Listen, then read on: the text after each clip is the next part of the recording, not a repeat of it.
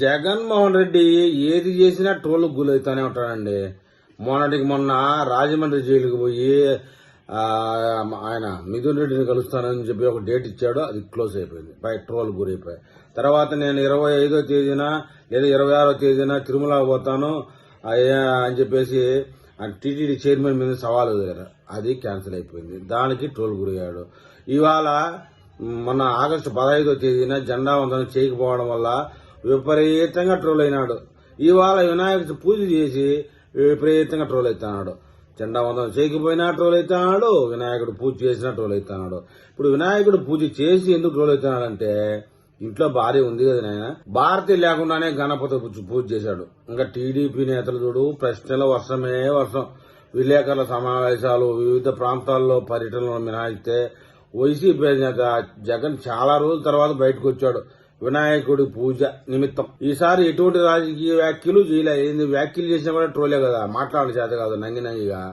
ఆయన వెంట పార్టీ ముఖ్య నాయకులు ఉన్నారు, 11 మందే ఉన్నారు. ఎంచా నేను. అయితే ఆయనకు నిశ్శబ్దంగా ఉండడానికి ప్రధాన కారణం వినాయక చవితి. ఈ పండుగను పురస్కరించుకుని బుధవారం వైసీపీ అధినేత పూజలో పాల్గొనడం జరిగింది. అయితే తాడేపల్లిలోని తన నివాసంలో ఏర్పాటు చేసిన వినాయక చవితి వేడుకల్లో జగన్ పాల్గొని పూజలు చేశారు. జగన్ వెంట వైసీపీలోని కీలక నాయకులు వాళ్ళ ఇళ్లలో పూజలు కూడా వదిలేసి ఆయన కాడికి వచ్చినారు. వాళ్ళకు కూడా ఎవరు కూడా ఆడవాళ్ళు లేరు, అంతా మగవాళ్ళే. అయితే పూజ ముగించుకున్న వెంటనే గంటల వ్యవధిలోనే బెంగళూరు ప్యాలెస్ చెక్కేశాడు. అయిపోయింది నా పని అని. సరే, అది అటు పెడితే జగన్ వినాయక చవితి వేడుకల్లో పాల్గొనడం, స్వామివారికి పూజలు చేయడాన్ని ఎవరు తప్పపట్టరు. కానీ టీడీపీ నేతలు ఊరుకోరు కదా. పైగా ఇప్పుడు ఏపీలో దేశం ఫ్యాన్ కార్యకర్తల మీద బీభత్సమైన యుద్ధం జరుగుతున్నది.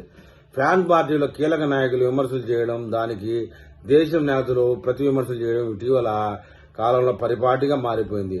దీంతో ఒక రకంగా ఏపీలో ఎన్నికల వాతావరణానికి మించి వేడి అక్కడ రాజకీయాల్లో కొనసాగుతా ఉంది. ఇది ఎంతవరకు దారి తీస్తుందో తెలియదు కానీ ఇప్పటికైతే వ్యవహారం ఉప్పు నిప్పుగానే మారింది. దీంతో జగన్ వేసే ప్రతి అడుగు, టీడీపీ బాబు వేసే ప్రతి అడుగులను వైసీపీ అత్యంత జాగ్రత్తగా పరిశీలిస్తూ ఉన్నాయి.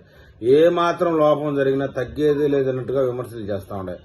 అయితే జగన్ గణపతి పూజ చేయడాన్ని గొప్ప విశేషంగా వైసీపీ నేతలు చెప్తున్నాడు. అబ్బా, జగన్మోహన్ రెడ్డి చాలా గొప్పోడు, అంతకుముందు ఏ ముఖ్యమంత్రులు చేయలే, ఈయనే చేసినాడు. ఈ ప్రశ్నకు సమాధానం ఎక్కడ ఉందంటూ టీడీపీ నేతలు సవాలు చూస్తున్నారు. ఎందుకంటే గణపతి దేవుడు పూజ చేసేప్పుడు ఆది పూజ అంటారు. ఈ పూజలో వివాహం జరిగి పెళ్ళాం బతుకుంటే గనక సతీ సమేతంగా పాల్గొనాలి. వినాయక వ్రత విధాన పుస్తకంలో కూడా అదే ఉంటది. అయితే జగన్ కేవలం ఒక్కడే వినాయకుడి పూజలో పాల్గొన్నారు. పైగా కొబ్బరికాయ కూడా సరిగ్గా కొట్టలేకపోయాడు. దీన్ని పక్కనే ఉన్న మన కొబ్బరి చిప్పల మినిస్టర్ కూడా 2 మాటలు కొట్టాడు దాన్ని. అది కూడా ట్రోలే. దీన్నే టీడీపీ నేతలు గట్టిగా పట్టుకున్నారు. జగన్ ఏ దేవుడిని ఆదరిస్తారో అందరికీ తెలుసు. ఇప్పుడు అధికారం కోల్పోయాడు కాబట్టి ఓ వర్గం మనసు చూరుకోవడానికి ప్రయత్నిస్తా ఉన్నారు. వాస్తవానికి తిరుమల వెళ్లవలసిన అతను అప్పటికప్పుడు రద్దు చేసుకున్నాడు. ఎందుకంటే తిరుమల వెళ్తే డిక్లరేషన్ సంతకం పెట్టాలా, అప్పుడు కాదు దుబ్బుకొని పోవడానికి. వెనక్కి పంపించేస్తారు. పోతే గుండు కొట్టించుకోవాలా. నామాలంటే కామన్, ఒకప్పుడు కూడా నామాలు పెట్టుకున్నాడు, గుండు కొట్టించుకోవాలి. అయితే జగన్మోహన్ రెడ్డి గుండు కొట్టించుకొని నామాలు పెట్టుకుని వెంకటేశ్వర దర్శనానికి పోయేగాని ఉండింటే వైసీపీ గ్రోత్ విపరీతంగా పెరుగుండేది. అది మన మాట, అతనికి సంబంధం లేదు. ఇప్పుడు వినాయక పూజలో ఒక్కడే పాల్గొన్నాడు. గతంలో ముఖ్యమంత్రిగా ఉన్నప్పుడు తన తాడేపల్లి ప్యాలెస్ లో తిరుమల సెట్టింగ్ వేసుకుని కనీసం ప్రసాదం కూడా తినలేదు. అటువంటి వ్యక్తి స్వామివారికి పూజ చేయడం విచిత్రమే అయినప్పటికీ అది కూడా భారీ లేకుండా చేయడం ఏ విలువలకు నిదర్శనమో వైసీపీ నేతలు చెప్పాలని టీడీపీ నేతలు ప్రశ్నిస్తా ఉన్నారు. అంతేకాదు, ఇలాంటి పూజల వల్ల ఫలితం దక్కకపోగా మరిన్ని ఇబ్బందులు ఎదురవుతాయని వారు హెచ్చరిస్తా ఉన్నారు.